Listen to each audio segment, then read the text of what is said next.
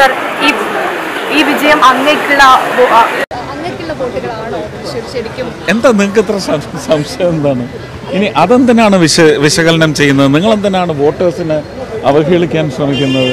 വോട്ടേഴ്സിനൊരു നിശ്ചയം ഉണ്ടായി, അതിനകത്ത് അവർക്ക് ചിലപ്പം വാശിയുണ്ടാവും, വൈരാഗ്യമുണ്ടാവും. അവർക്ക് കഴിഞ്ഞ 10 വർഷത്തെ അവരുടെ രാഷ്ട്രീയ അധിഷ്ഠിതമായ, അവരുടെ രാഷ്ട്രീയ വിശ്വാസത്തിൽ അധിഷ്ഠിതമായ വോട്ടിംഗ് പാറ്റേൺ മാറ്റണമെനി ഒരു ശ്രമം നടത്തണമെന്ന് പറയുന്ന വാശിയുണ്ടായെങ്കിൽ അതായിക്കൂടെ? അല്ലെങ്കിൽ ഈ ഭൂരിപക്ഷം വരുമോ? വോട്ടേഴ്സിനെ ഒരിക്കലും അണ്ടർ എസ്റ്റിമേറ്റ് ചെയ്യരുത്. They are the deciders. വ്യക്തിപരമായി സുരേഷ് ഗോപി എന്ന വ്യക്തിയെ ഇഷ്ടപ്പെട്ടിട്ടുള്ളതാണോ അല്ലെങ്കിൽ അത് അങ്ങനെയാണെങ്കിൽ 2019 എനിക്ക് തരണ്ടേ? ഇല്ല. The better understanding or the more understanding of the person, that is me. Not the actor, not the human being, not the politician, but the person that I think that understanding has prompted to them, let us try this person, at least for once. But once given, I assure you, I will work to that level.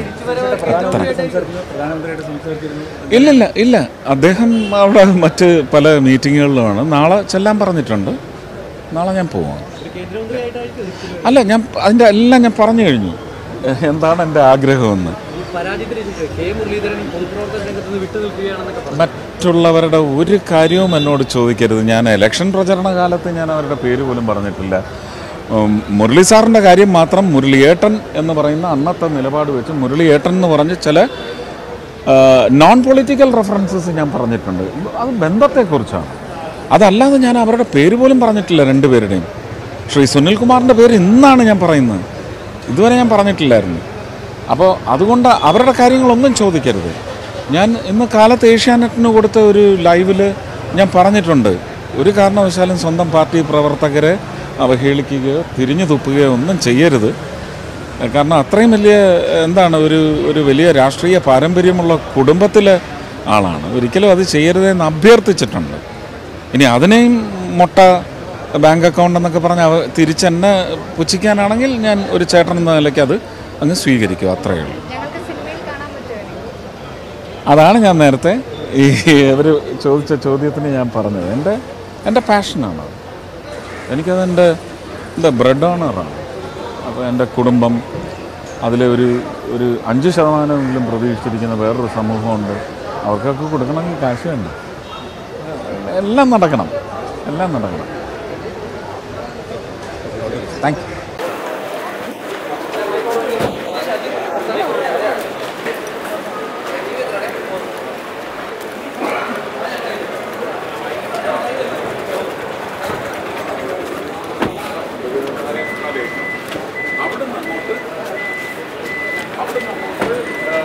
ഇത് തുടങ്ങി ചൂണ്ടൽ വരെയെന്ന് പറഞ്ഞു.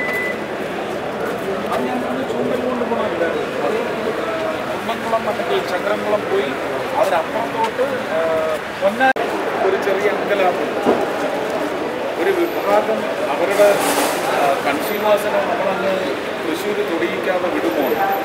അപ്പം അത് ചർച്ച ചെയ്തിട്ടേ അല്ലെങ്കിൽ ഇനി ഞാനിങ്ങനെ എയർപോർട്ടിലെത്തി കയറി കുറച്ച് കഴിഞ്ഞുകൊണ്ടെങ്കിൽ സംസാരിക്കും. വേഗം കിടക്കണം സമയം.